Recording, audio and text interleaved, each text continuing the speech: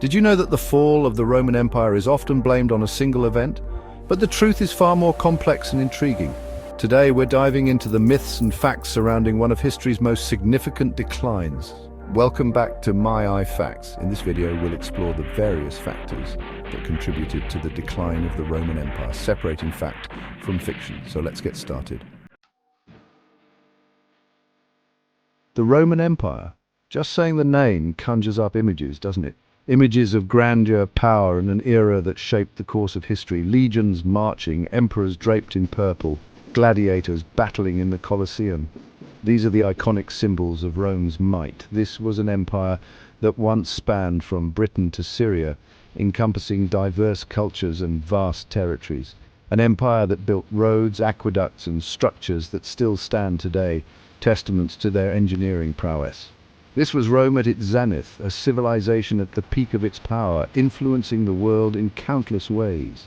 But even the mightiest of empires can crumble, and Rome was no exception. By the 5th century AD, the Roman Empire was a shadow of its former self, buckling under its own vastness and a multitude of pressures. The once unified empire was now fragmented and vulnerable.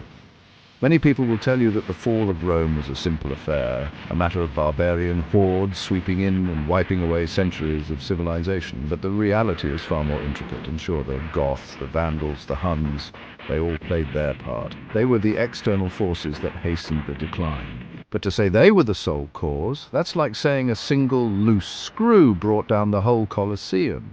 The truth is, the empire was already weakened from within. No, the decline of Rome was a slow, agonizing process, a death by 1,000 cuts, each cut a symptom of deeper issues. Think of it more like a disease, eating away at the very fabric of the empire from within. Corruption, inefficiency, and internal strife were rampant.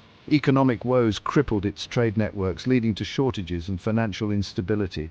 Rampant inflation became the norm, devaluing currency and eroding wealth.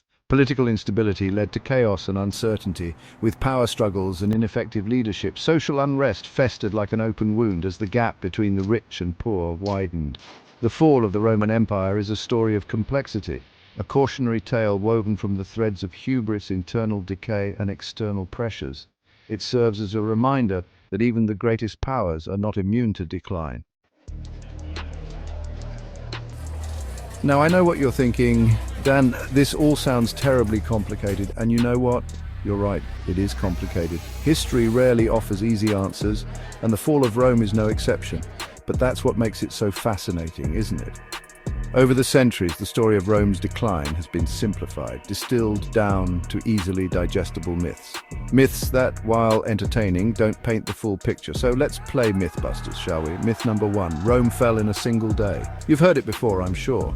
The image of Rome being sacked by barbarians in one swift, decisive blow. Dramatic, sure. Accurate? Not a chance. The decline of Rome was a long, drawn-out process spanning centuries. It was a slow burn, not an explosion. Imagine a boxer in the ring, taking blow after blow, round after round. He's not knocked out with the first punch, is he? No, he slowly wears down, each blow taking its toll until he can't go on any longer.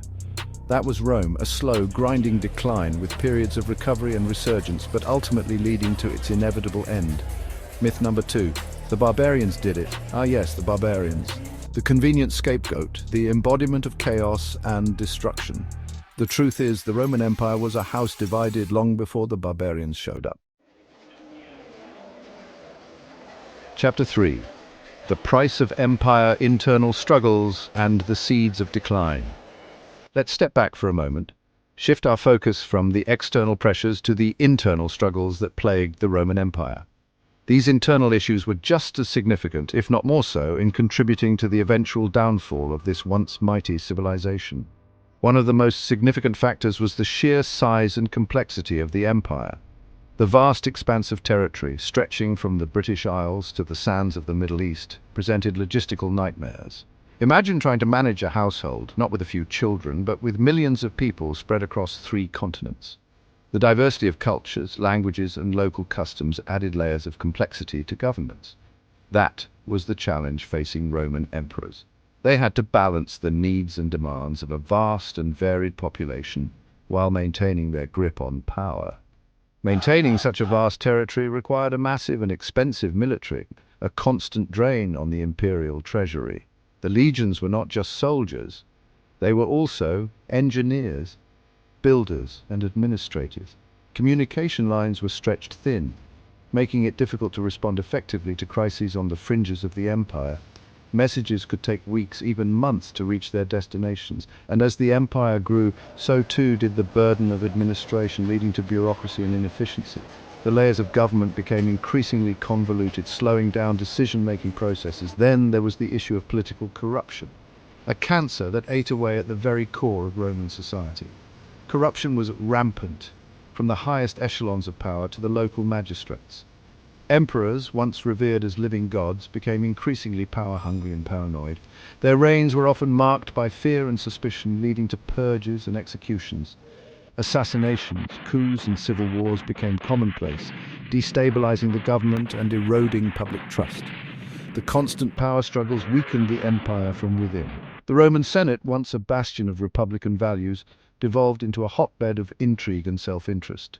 Senators were more interested in their own advancement than in the welfare of the state. Senators, more concerned with lining their own pockets than serving the public good, engaged in bribery, extortion, and blatant disregard for the law. This corruption further alienated the populace. The very institutions that had once made Rome great were now contributing to its downfall. The decay of these institutions was both a symptom and a cause of the empire's decline. Rome's once mighty economy, fueled by conquest and plunder, began to falter. The flow of wealth from conquered territories slowed, and the empire struggled to sustain itself. This economic disparity led to social unrest, as the poor, burdened by taxes and lacking opportunities, grew increasingly disillusioned with the empire. The gap between the rich and the poor widened, creating a volatile social environment. Chapter 4. The barbarian tied symptom or cause. Now, let's talk about those barbarians. Were they just opportunistic scavengers drawn to the decaying carcass of a dying empire? Or were they a force of nature, a tidal wave that smashed against Rome's shores and washed away centuries of civilization? The truth, as is often the case, lies somewhere in between. The barbarian tribes who pressured Rome's borders were not a monolithic force bent on conquest. They were a diverse group of people with their own motivations. Some seeking land, others fleeing from conflict, and still others simply hoping for a better life within the empire's borders. For centuries, Rome had dealt with barbarian tribes through a combination of military might, diplomacy, and assimilation. They'd subdue some tribes through force, negotiate treaties with others, and even integrate some groups into Roman society. But as the empire weakened, its ability to manage these external pressures waned. The influx of barbarians into the empire wasn't just a matter of invasion, though. It was also a matter of migration. As the Roman Empire declined, it created a power vacuum in Europe. Barbarian tribes, pushed by climate change, overpopulation, or the pressure from other migrating groups, saw an opportunity to move into Roman territory.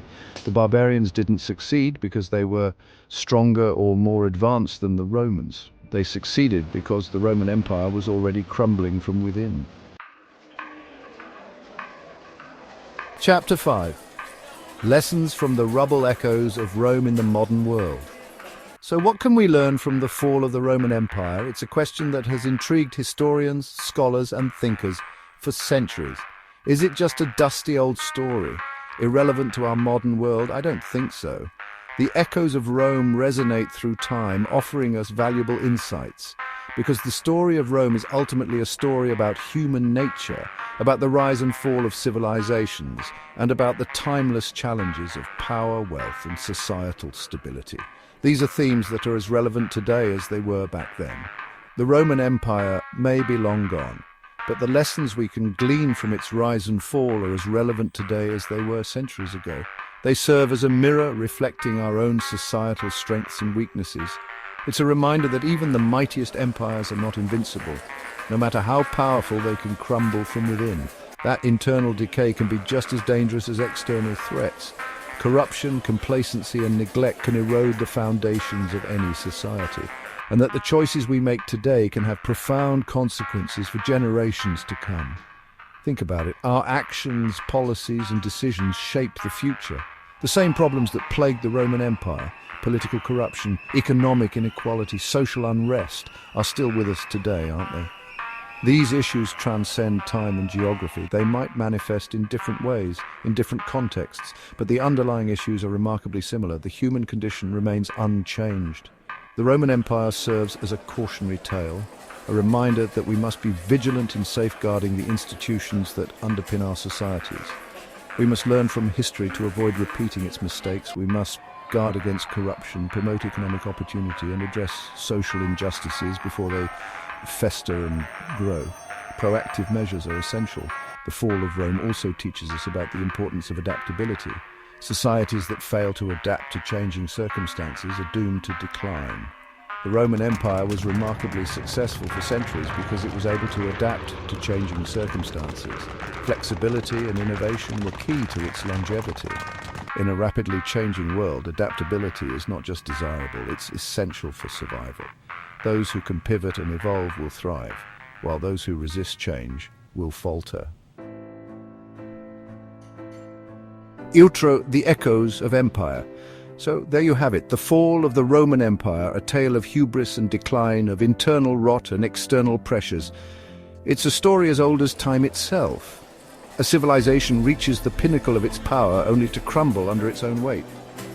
But as we've seen, there's no single villain, no one event that sealed Rome's fate. Amidst the ruins, there are lessons to be learned about the fragility of power, the importance of unity and adaptability, and the dangers of corruption and decay. The Roman Empire might be a distant memory, but its echoes still resonate today, whispering warnings and offering insights into the human condition.